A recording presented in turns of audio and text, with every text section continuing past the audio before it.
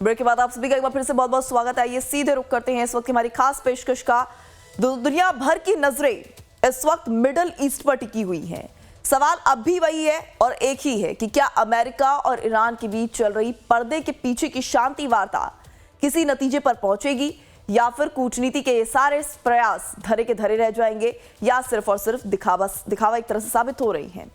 साल 2026 में एक तरफ जहां आर्थिक प्रतिबंधों और सैन्य तनावों का दौर जारी है, तो वहीं दूसरी तरफ बैक चैनल डिप्लोमेसी यानी कि गुप्त वार्ताओं ने हलचलें बढ़ा दी हैं। शांति की कोशिशें जरूर जारी हैं, लेकिन तस्वीरें अब भी धुंधली हैं। अमेरिकी राष्ट्रपति डोनाल्ड ट्रंप ने दावा किया है कि ईरान के साथ नई बातचीत शुरू की गई है और इसे ईरान के लिए आखिरी मौका बताया गया है, लेकिन ईरान ने इस दावे को खारिज कर दिया है। तेहरान का कहना है कि अमेरिका के साथ फिलहाल कोई प्रत्यक्ष वार्ता नहीं चल रही है। वार्ता को लेकर सबसे बड़ी मुश्किल भरोसे की है। दोनों देशों के बीच न्यूक्लियर कार्यक्रम, प्रतिबंध और क्षेत्रीय सुरक्षा जैसे मुद्दों पर अभी भी गहरे मतभेद बने हुए हैं। हालांकि क्षेत्रीय मध्यस्थ तनाव कम कराने की कोशिशों में है, लेकिन अभी तक कोई अंतिम समझौता सामने नहीं आया है। ऐसे में सवाल ये कि आखिर किन मुद्दों पर मामला आकर अटका हुआ है और क्यों अटका हुआ है। ऐसे में परमाणु कार्यक्रम सिर्फ इकलौता एक मुद्दा नहीं है जिस पर यह पूरा मामला अटका हुआ है। इसके अलावा आपको बताएं, हॉर्मुज जलडमरू मध्य, आर्थिक प्रतिबंध, क्षेत्रीय सुरक्षा, भरोसे की कमी भी बड़ी वजह के तौर पर सामने आ रही हैं। अगर शांति वार्ता सफल होती है तो सबसे बड़ा फायदा हॉर्मुज जलडमरू मध्य से गुजरने वाले वैश्विक व्यापार को होगा। यही रास्ता दुनिया के बड़े हिस्से तक तेल पहुंचाता है। युद्ध बढ़ने पर कच्चे तेल की कीमत, वैश्विक बाजार और भारत जैसे आयातक देशों पर गहरा असर पड़ने की संभावना है। अब ऐसे में आप सवाल यह है कि शांति वार्ता जो अभी तक इतनी बार हो चुकी है, आखिर कहां तक पहुंची है, नतीजा कहां तक पहुंचा है। तो ऐसे में आपको बताएं, अमेरिका जो है वो लगातार बातचीत का दावा कर रहा है। ईरान ने प्रत्यक्ष वार्ता से साफ इनकार कर दिया है। तो वहीं मध्यस्थ देशों की कोशिशें निरंतर जारी है, लेकिन अंतिम समझौता अभी तक नहीं हो पाया है। यानी ईरान और अमेरिका के बीच बातचीत की उम्मीद जरूर बनी हुई है, लेकिन शांति की मंजिल अभी भी दूर नजर आ रही है। आने वाले दिनों में दोनों देशों के फैसले सिर्फ मिडल ईस्ट ही नहीं बल्कि पूरी दुनिया की राजनीति, सुरक्षा, अर्थव्यवस्था की दिशा तय कर सकती हैं। तो फिलहाल ये स्थिति मिडल ईस्ट में जारी संकट को लेकर, ये बड़ी अपडेट मिडल ईस्ट में जारी संकट को लेकर, तो फिलहाल इस तरह की जानकारी जो है सामने आ रही है। लेकिन सबसे महत्वपूर्ण बिंदु ये कि अभी तक मध्यस्थता किसी भी एंगल से यहां पर नजर नहीं आ रही है। दूर दूर तक यहां पर कहीं पर भी सहमति बनती नजर नहीं आ रही है। और इस बीच महत्वपूर्ण बिंदु ये भी हो जाता है कि अगर इसी तरीके से ये विवाद जारी रहता है तो किस तरीके से ये भविष्य पर, जो अन्य देश हैं उनके भविष्य पर प्रभाव डाल सकता है। आज इसी पर चर्चा करेंगे और चर्चा करने के लिए हमारे साथ कुछ खास मेहमान भी जुड़ चुके हैं। हमारे साथ रिटायर्ड मेजर जनरल अनुज माथुर जुड़ चुके हैं जो कि रक्षा विशेषज्ञ हैं। डॉक्टर अजिताभ जुड़ चुके हैं जो कि भू राजनीतिक विशेषज्ञ हैं। सबसे पहले भू राजनीतिक विशेषज्ञ यानी कि डॉक्टर अजिताभ का मैं यहाँ पर रुक करना चाहूंगी, लेकिन उससे पहले आप दोनों का ही सर बहुत बहुत स्वागत है लाइफ टाइम्स में। ऐसे में अजिताभ जी, क्या लगता है यहाँ पर लगातार एक के बाद देखिए स्टेटमेंट जो है अमेरिका की तरफ से सामने आ रहे हैं कि बातचीत हो रही है, बातचीत का दावा किया जा रहा है, ईरान लगातार उसे नकार रहा है। क्या लगता है ये जो युद्ध की दिशा है, ये युद्ध है, किस दिशा में जाता आपको नजर आ रहा है? देखिए, अभी तो एक डेडलॉक की स्थिति बनी हुई है वैष्णव जी, जो हाल है इसमें कंफ्यूजन ज्यादा क्रिएट हो रहा है और राष्ट्रपति ट्रंप की हताशा और निराशा साफ झलक रही है, क्योंकि उनके ऑप्शंस जो हैं अब बहुत ही लिमिटेड होते जा रहे हैं। एक तो डिप्लोमेटिक रूप से जो कूटनीतिक प्रयास उन्होंने किए हैं वो भी कहीं ना कहीं उस पे भी एक ब्रेक लगता दिख रहा है, क्योंकि वहां पे बातचीत की बात वो क्लेम तो कर रहे हैं लेकिन ईरान उसको डिनाई कर रहा है। ईरान तो कह रहा है कि हमारा कोई डेलीगेशन न जाने वाला है न आने वाला है। तो बातचीत अगर पर्दे के पीछे चल रही होगी तो पता नहीं, अदरवाइज फ्रंट में तो ईरान साफ साफ कह रहा है कि हमारा सिर्फ ओमान से हॉर्मुज को लेके बात चल रही है और हॉर्मुज में ये स्थिति है कि वहां एक रास्ता तय जिसपे सहमति शायद बनी है और उसी रास्ते में 2 लेन होगा, एक से जाना होगा, एक से आना होगा। दूसरी किया है कि कोई जगह फिक्स हुई है या कोई वार्ता चल रही है। तो ऐसे में राष्ट्रपति ट्रंप का ये कहना मुझे लगता है हताशाजनक है। और दूसरी तरफ देखिए कि वो इजराइल के मोर्चे पे भी फेल हो रहे हैं। तो मुझे नहीं लगता कि बहुत कंक्रीट ऐसा हो रहा है, धमकियों का दौर चल रहा है। और जो कहते हैं ना कि एक taco, Trump's always chickens out, वो स्थिति बनी हुई है। धमकी देते हैं, वापस आते हैं, फिर धमकी देते हैं, लेकिन अभी भी कोई सॉल्यूशन दिख नहीं रहा। ठीक है अनुज जी, किस तरह का सोल्यूशन आप यहाँ पर देख पा रहे हैं? क्या आपको भी यहाँ पर किस तरह कोई सोल्यूशन नजर नहीं आ रहा है, जो भी ये बातचीत चल रही है या बातचीत के दावे चल रहे हैं अमेरिका की ओर से? जय हिंद। देखिए, सबसे बड़ी बात यह है कि आज का जो वहां वहां जो हालात हैं हम्म। उससे उसमें एक चीज सबसे ज्यादा परेशानी का सबब बन सकती है। वो चीज है कि आप जब तक अपनी सोच विचार में लचीलापन नहीं लाएंगे, कोई बातचीत होने की संभावना नहीं है। डोनाल्ड ट्रंप कह रहे हैं कि हम बातचीत कर रहे हैं, ईरान ने साफ मना किया है कि कोई सीधी बात नहीं हो रही। लेकिन सीधी बात नहीं हो रही, इसका मतलब यह है कि किसी और तरीके से शायद कहीं बैक चैनल से कोई बातचीत चल रही हो। आज ईरान की भी हालत उतनी ही ज्यादा खराब है, जितनी परेशानी में और जितनी प्रॉब्लम में के अंदर डोनाल्ड ट्रंप है, उससे कहीं ज्यादा इश्यूज जो हैं वो ईरान के साथ बने हुए हैं। देखिए, अमेरिका को ये ईरान के जो जो एनर्जी एसेट्स हैं उनको उन्होंने लॉक करके रखा हुआ है। उन पे हमला करने में ज्यादा समय नहीं लगेगा। ये हमला रोका इसीलिए गया है क्योंकि वो उनके जो मित्र राष्ट्र हैं, सऊदी अरब हो, यूएई हो, कतर हो, बहरीन हो, उन्होंने कहा है कि अगर आप उनके ऊपर हमला करेंगे तो हमारे ऊपर हमला होगा। इस वजह से इस हमले को रोका गया है। तो मेरा ये मानना है कि ट्रंप ऑलवेज चिकन आउट, लेकिन इस जो केस अब फिलहाल है उसमें उसकी वजह, ज्यादा बड़ी वजह यह है कि पूरी दुनिया को उससे नुकसान होता, और खास करके पश्चिम एशियाई उनके मित्र राष्ट्रों को उससे बहुत अधिक नुकसान होता। इसलिए, लेकिन मैं इसका एक सिर आपको बताना चाहता हूं। देखिए, वो बहुत बड़ी आवश्यक चीज है कि जब भी आप इस प्रकार से एक बार कहते हैं कि हमला करेंगे, फिर कहते हैं कि आप वापस आ जाइए, फिर कहते हैं कि हमला करेंगे, फिर कहते हैं वापस आ जाइए, उससे सेना के ऊपर डायरेक्ट असर होता है। आपने अगर कहा कि आप हमला करेंगे, ये आपके टारगेट है, साउथ पार्स पे हमला करो, उनके आबादान पे हमला करो, उनके खर्ग पे हमला करो, वो तमाम टारगेट, तो आपने तैयारी कर ली।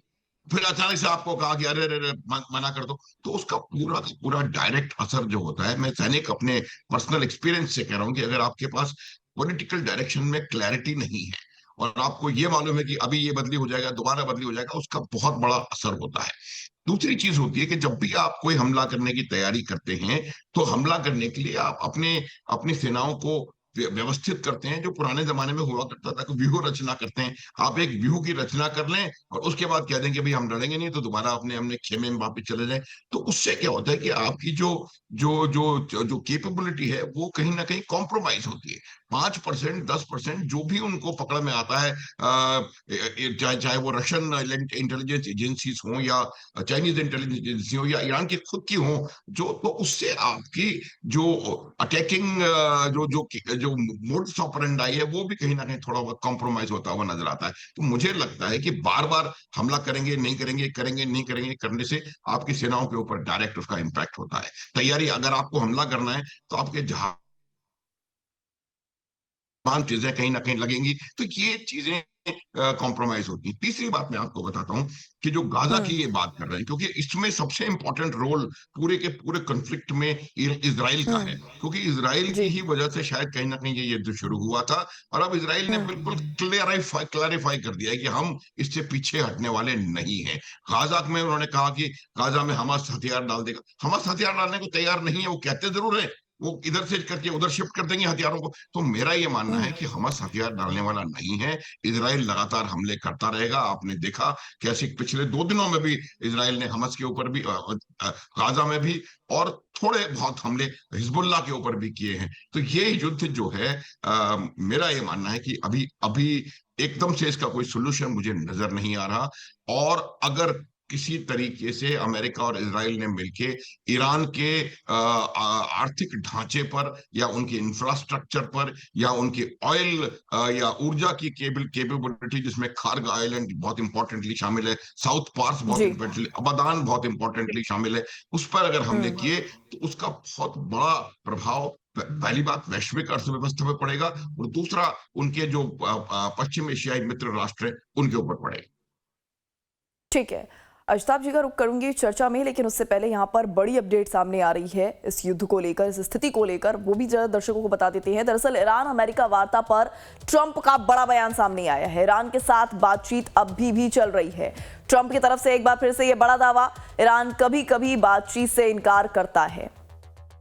तो ट्रंप की तरफ से ये बड़ा बयान सामने आ रहा है बातचीत को लेकर, मध्यस्थता के लिए होने वाली इस बातचीत को लेकर ट्रंप ने ये कहा है कि ईरान के साथ बातचीत चल रही है, ईरान कभी कभी बातचीत से इनकार कर देता है।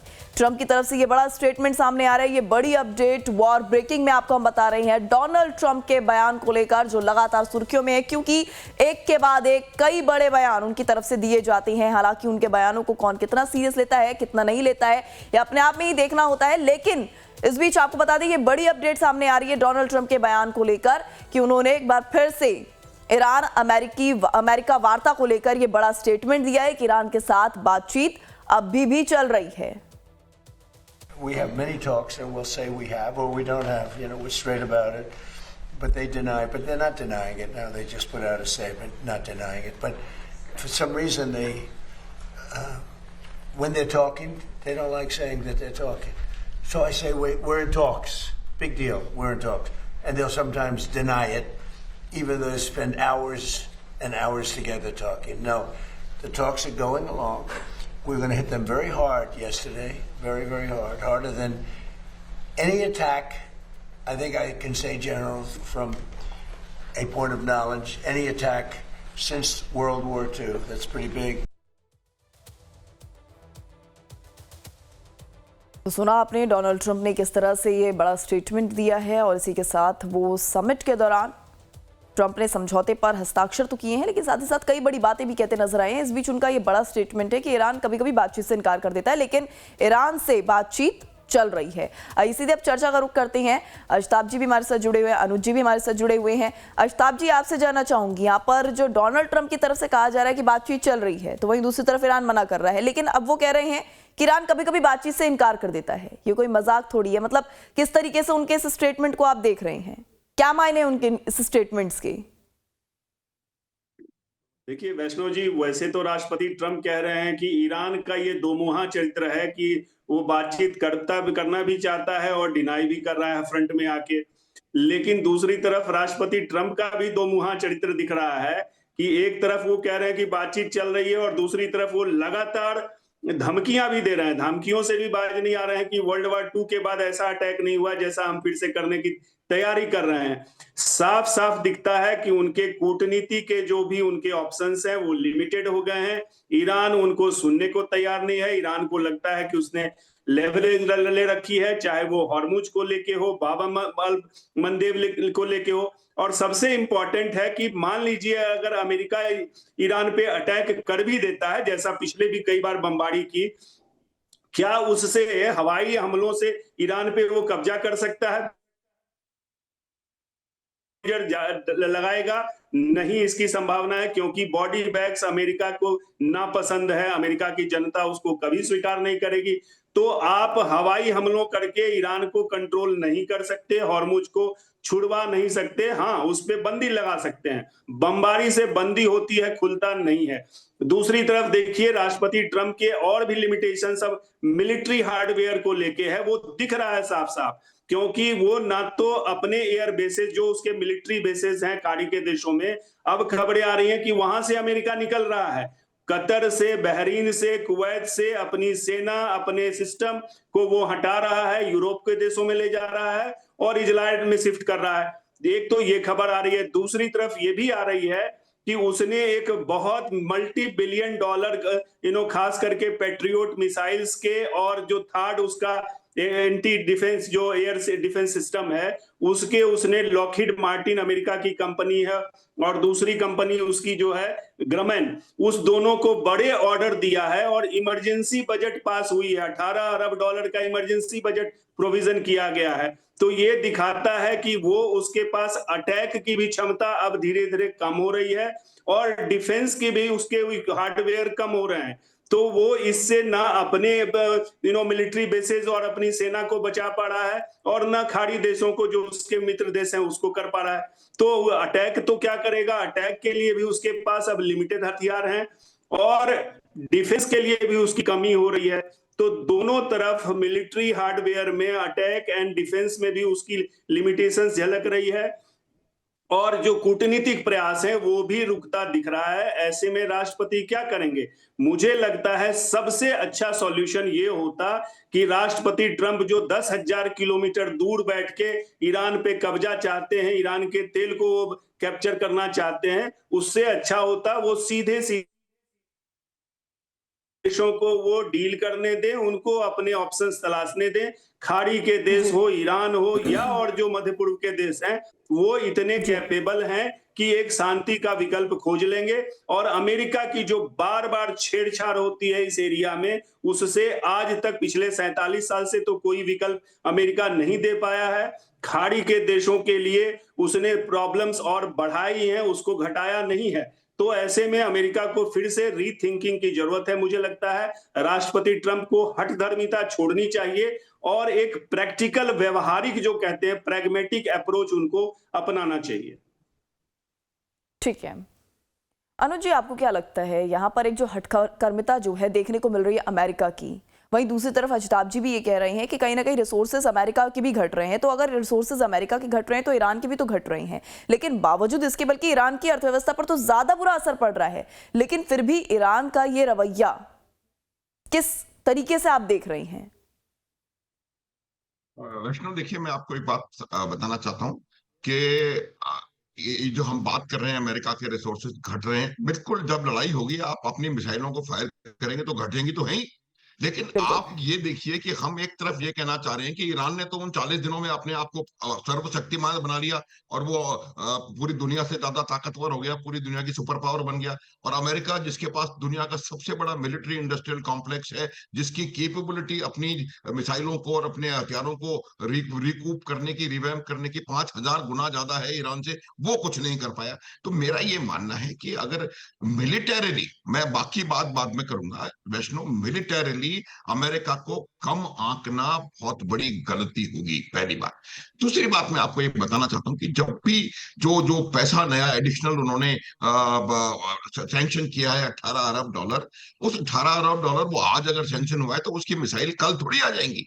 ये फ्यूचरिस्टिक इन्वेस्टमेंट है, क्योंकि उनको पता है कि वो एक लंबे युद्ध की वो लोग तैयारी कर रहे हैं और वो कहीं ना कहीं आगे जाकर के इस चीज की आवश्यकता पड़ेगी। कोई भी देश युद्ध में जाता है उसको आर्थिक रूप से और सामरिक रूप से नेचुरली उसके जो रिसोर्सेज हैं वो कम होते हैं, इसमें कोई संदेह नहीं है। जहां तक सवाल हठधर्मिता का है, ये हठधर्मिता, जिहादी मानसिकता की हठधर्मिता कहीं ज्यादा है डोनाल्ड ट्रंप के मुकाबले। क्योंकि मैं आपको समझाता हूं कि किस प्रकार से इतना बेहतरीन मौका उनको मिला था 17 जून को, और जिसको कि उन्होंने पूरी तरह से अपने हाथ से जाने दिया। अमेरिका की मैं आपको प्रॉब्लम बताता हूं। देखिए, अगर अमेरिका पश्चिम एशिया को छोड़ के पूरी तरह से जाता है तो वो अमेरिका के लिए एक बहुत बड़ी इकोनॉमिक कैटास्ट्रॉफी होगी, क्योंकि पश्चिम एशियाई पेट्रो डॉलर से बहुत हद तक अमेरिका की जो अर्थनीति है, अर्थव्यवस्था है, वो प्रभावित होती है। दूसरा, इजराइल को वो नहीं छोड़ सकता, क्योंकि इजराइल को छोड़ा जब तक ये मानसिकता रहेगी, जैसे ही अमेरिका पूरी तरह से यहां से विड्रॉ करके जाएगा, ईरान इजराइल को एक भी यहूदी को इस दुनिया में जिंदा नहीं रहने देगा। ये उनके कॉन्स्टिट्यूशन में लिखा हुआ है। हिजबुल्लाह की जो किताब है उसमें लिखा हुआ है कि यहूदियों को जिंदा रहने का अधिकार नहीं है, उनको मारो। वरना आप मुझे बताइए कि हिजबुल्लाह की औचित्य क्या है? क्यों है हिजबुल्लाह का एकमात्र उद्देश्य है कि एक दिन आएंगे, उठ करके हम जाएंगे, उत्तरी इजराइल को कब्जा कर लेंगे। तो मुझे लगता है कि अमेरिका यहां से बोरिया बिस्तर गोल करके जाने वाला नहीं है। ठीक है, चर्चा का रुख करेंगे, लेकिन इस बीच बड़ी अपडेट सामने आ रही है। बड़ी अपडेट का भी जरा रुख कर लेते हैं। दरअसल सामने आ रही है जानकारी कि ईरान पर अमेरिकी राष्ट्रपति डोनाल्ड ट्रंप का एक बार फिर से बड़ा दावा सामने आया है। ईरान ने फोन पर बातचीत की पेशकश की है। सऊदी अरब, यूएई और कतर ने भी बातचीत की पेशकश की है। ईरान के लिए समझौता करने का ये आखिरी मौका, डोनाल्ड ट्रंप की तरफ से ये बड़ा स्टेटमेंट ईरान को लेकर कि समझौता करने के लिए ईरान के पास ये आखिरी मौका है। सऊदी अरब, यूएई और कतर ने भी बातचीत की पेशकश की है। we're going to hit them very hard yesterday, very, very hard, harder than any attack. I think I can say, General, from a point of knowledge, any attack since World War II. That's pretty big. And we were set to go, and they called. And in addition, Saudi Arabia called, and UAE called, Qatar called. I called some numerous people. I don't want to use the word begging, but some were, in particular, Iran did not want to be hit. And they said, we want to talk. We want to talk about the Strait, but more importantly, from my standpoint, we want to talk about the denuclearization of Iran, because it's what it's all about. This is why I'm doing. इस बीच एक और बड़ी खबर, Hormuz जल डमरू मध्य पर भी Trump ने बड़ा बयान दिया है। ईरान के साथ बातचीत के संदर्भ में ट्रंप ने यह बयान दिया है। हम कल हॉर्मुज खोलने के लिए बारे में बात भी कर रहे थे। ट्रंप की तरफ से ये बड़ी प्रतिक्रिया, ये बड़ा स्टेटमेंट कि हॉर्मुज को खोलने को लेकर ईरान के साथ बातचीत कल हम कर रहे थे। तो हॉर्मुज जल डमरू मध्य जो अपने आप में ही चर्चाओं का विषय बना हुआ है, क्योंकि इस वॉर से अगर सबसे ज्यादा कुछ प्रभावित हो रहा है तो वो है स्ट्रेट ऑफ हॉर्मुज, जिसको लेकर अब डोनाल्ड ट्रंप ने ये बड़ा स्टेटमेंट दिया है। इसी के साथ जानकारी सामने आ रही है कि ईरान के साथ बातचीत के संदर्भ में ट्रंप ने ये बड़ा बयान दिया है और कहा है कि हम कल हॉर्मुज को खोलने के बारे में बात भी कर रहे थे। We're talking about the Strait, the opening of the Strait, having it open literally by tomorrow, completely open. And that's phase one. And phase two is we then will talk about the nuclear capacity, the nuclear, as we've been mentioned. Basically, it's, I think, the denuclearization of Iran has to happen. And that'll be the second phase. चलिए अब सीधे चर्चा का रुख करते हैं। समय का अभाव है, इसलिए छोटे छोटे रिएक्शन में आप दोनों गेस्ट से चाहूंगी। यहाँ पर अजताब जी, मैं सबसे पहले आपसे जानना चाहूंगी कि अगर ईरान ने बातचीत की पेशकश की है तो ईरान फिर नकारता क्यों नजर आ रहा है? इसके पीछे के क्या कुछ रीजन, क्या कुछ फैक्टर आपको नजर आ रहे हैं? देखिए वैष्णव जी, जो अभी राष्ट्रपति ट्रंप ने स्टेटमेंट दिया है हॉर्मुज कल खुलेगा, मुझे लगता है ईरान के स्टेटमेंट से कि वो ओमान से बातचीत कर रहा है। हो सकता है ओमान और ईरान के बीच में कोई सहमति बने कि दोनों मिलके कंट्रोल करेंगे हॉर्मुज को, और एक रास्ता को कोई सहमति बनी है जिससे एक लेन जाने का एक आने का होगा। हो सकता है राष्ट्रपति ट्रंप उसको रेफर कर रहे हो कि कल से खुल जाए। ऐसी संभावना से इनकार नहीं किया जा सकता, क्योंकि ईरान हॉर्मुज अपने से अकेले कब्जा करना चाहता है, उसको छोड़ने तैयार नहीं होगा। राष्ट्रपति ट्रंप के स्टेटमेंट में भी थोड़े चेंजेस अब नोटिस किए जा रहे हैं। अब वो कह रहे हैं कि ईरान को अकेले हॉर्मुज को कंट्रोल करने नहीं दिया जाएगा। तो अगर अकेले नहीं तो दैट मींस क्या वो ओमान के साथ करने देंगे? तो उनके रुख में भी, राष्ट्रपति ट्रंप के रुख में भी थोड़ा लचीलापन दिख रहा है। और दूसरी तरफ ओमान से बातचीत चल रही है। हो सकता है ये मामला बन जाए, क्योंकि जो सेंट्रल कमांड अमेरिका का है उसकी रिपोर्ट आई है कि पिछले मिड जुलाई से लेके अभी तक 44 ईरान जहाजों को, या कह लीजिए ईरान के जो पोर्ट बंदरगाहों पे जाने वाले जहाज थे उनको उसने डाइवर्ट किया है, 2 को उसने खत्म भी किया है। तो मुझे लगता है कि एक नाकाबंदी जो अमेरिका की तरफ से फिर से हुई है वो थोड़े से कारगर निश्चित रूप से है, लेकिन उससे अब ये हॉर्मुज एकदम खुल जाएगा ऐसा कहना अभी इतनी आसानी से संभव नहीं है। ठीक है अनुज जी, आपसे भी जानना चाहूंगी, हॉर्मुज खुलने की जो बात यहाँ पर ट्रंप कहते नजर आ रहे हैं, कितनी संभावना आपको नजर आ रही है? क्या हॉर्मुज खुलना इतना आसान होगा जितनी आसानी से ये स्टेटमेंट डोनाल्ड ट्रंप की तरफ से सामने आया है? मुझे नहीं लगता कि इतना आसान होगा, क्योंकि देखिए जब तक आपकी जो विचार है, ईरान के पास और कोई चारा नहीं है हॉर्मुज के अलावा। ईरान हॉर्मुज के ऊपर कब्जा छोड़ेगा नहीं, और अगर वो रहा तो अमेरिका को वहां से निकल पाना उनकी निश्चित हार होगी। तो अभी भी बहुत बड़ा इम्पास है जो कि हॉर्मुज में लगा हुआ है, और मुझे लगता नहीं है कि बहुत जल्द हॉर्मुज खुलने की संभावना है। लेकिन अगर ऐसा होगा तो वैश्विक अर्थव्यवस्था के लिए एक बहुत बेहतर कदम माना जाएगा। ठीक है, इस चर्चा में आप दोनों ने हमारा सहयोग किया, इसके लिए आपका बहुत बहुत शुक्रिया। अजताब जी आपका भी बहुत बहुत शुक्रिया। अनुज जी आपका भी बहुत बहुत शुक्रिया इस चर्चा में हमारे साथ जुड़ने के लिए। तो अब ये देखने वाली बात होगी कि हॉर्मुज को लेकर ये जो बड़ा स्टेटमेंट सामने आया डोनाल्ड ट्रंप का, ये कितना सच्चाई भरा साबित होता है, ये तो आगामी दिन ही बताएगा।